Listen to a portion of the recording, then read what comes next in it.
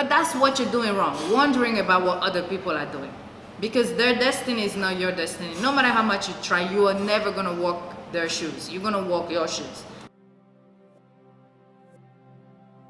So my name is Fatou Ouattara, and I'm the owner of Akadi PDX. So the main food that we offer here is West African food because, of course, Portland is lacking that culture. We have a lot of East African food all around Portland, but now no West African food. So I decided to change that and open Akadi PDX. And a lot of people wonder what Akadi means. It means tasty in Bambara, which is my main language in Ivory Coast. I mean, cooking back home was very serious, you know. I grew up cooking with my mom, my grandma. So my mom is from Burkina Faso actually, and my dad is from Ivory Coast. So I used to be between both, and of course we're Muslim, so my dad have 2 wives, and the second wife, she's from Mali. So I have all this influence in my way of cooking, and I also traveled to Senegal, I traveled to Ghana, so that also gave me a lot of experience in the whole area of West Africa and of course Nigerian food and all that.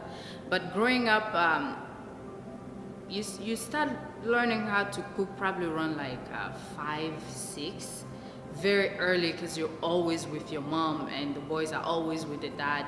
So you see your mom cooking and she put you to doing little tasks like cutting onions, tomatoes, but you really start understanding the flavors around like 10, 12 because they teach you how to use things like clay pots, you know, mortars to make fufu, mixing spices, smoking seafood, drying it, blending it.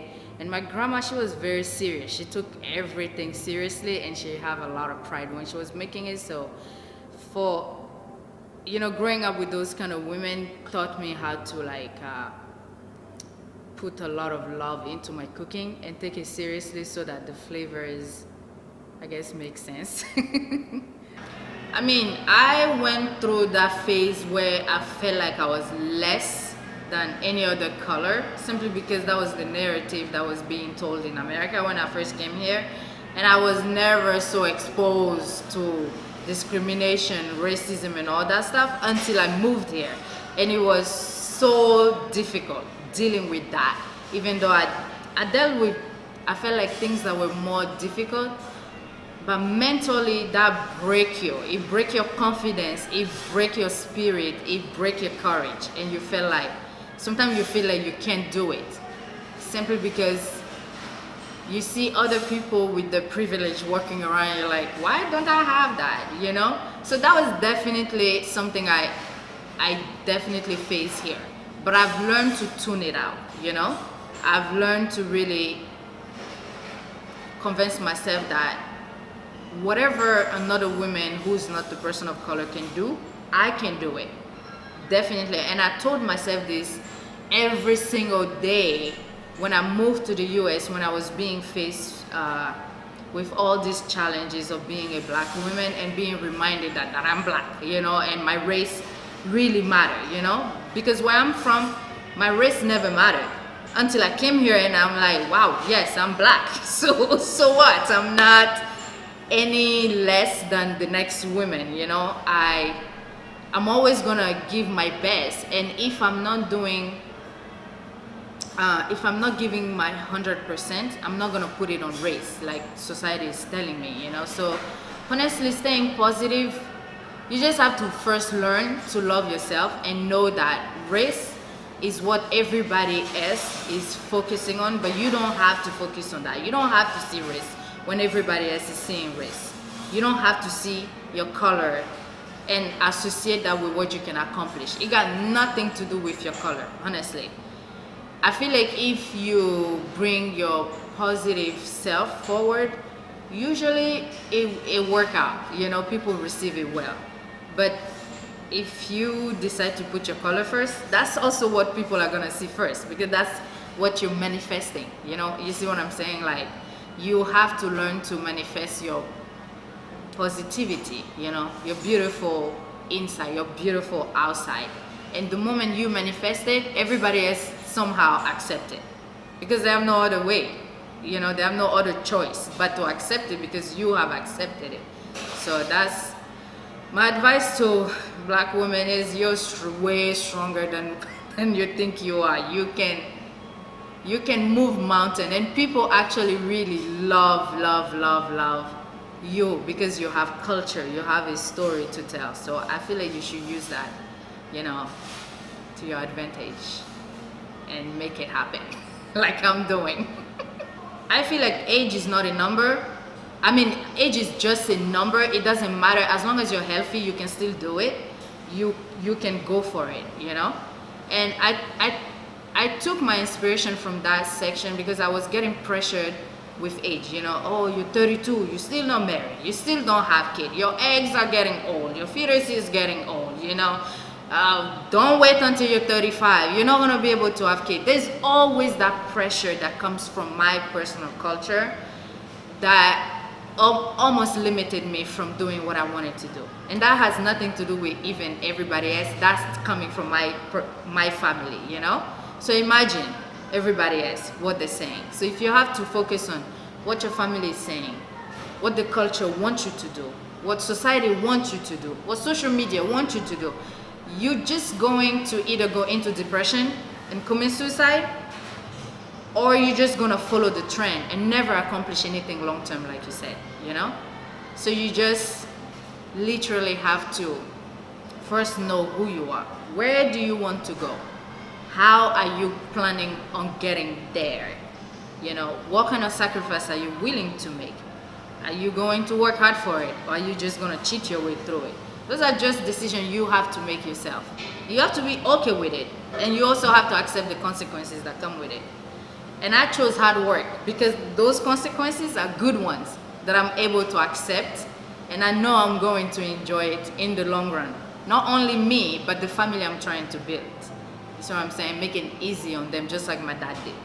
Where I'm from, it's a very joyful place, you know. It's usually always partying, it's always drinking, it's always going out, it's always showing off what you don't have. So I did come from that too. Excuse me. So I already knew where that game would lead to, you know. And thank God I didn't find out after I was 30, because that mentality, like you said, if your action don't match what you're saying, at 30 you will still be thinking that same way. You will push it to 40. Oh, at 40 I'm gonna start working, you know. I need to just enjoy myself now. But it should be the opposite, in my opinion, because that's when you have way more energy, you know. When you're younger, you just have way more energy, you will have way more drive. At least in my case, that's what it was. So I feel like because we put a number on everything, we feel like if you're 30, that's it, your life is like almost over, you're old, nobody wants, especially as a woman and as a black woman. That's some of the fear we face every day. It's like hitting that 30 or hitting that 35 or 40, you know, and wanting to build a family, but always being told that, oh, if you're 35, you're old, you've been used, nobody wants you, you know, and focusing on that. But the moment you start valuing yourself and know that at any age you will still be good enough, at any age someone will want you, you can focus on things that matter, you know. And that's exactly what I did. But I don't think I started doing it when I was 20 something, because I'm 32 now, and I feel like when I hit 30 is when I really realized all this lesson that I was being taught by my mom, you know. So everybody go through it, but I'm just saying, if you're able to get your mind in the right place early on, then you get to enjoy it even longer, you know, later on. You see what I'm saying? Because you will live a full happy life, so of course you live longer, but then enjoying now and get frustrated later, you're just shortening your lifespan because you're just stressed, you're frustrated, and that's not good for your health. So money is not necessarily happiness. It does make things easy, but you can have it and still be miserable. That's just, you know, you can work in a corporate job that pays you 100,000 a year and you're able to travel whatever you want, but you're still not happy. That's because you're not giving your heart what it wants, you know? And that is doing what you need to. And sometimes what make your heart happy is not gonna make your pocket happy. You know, sometimes it doesn't match, you know?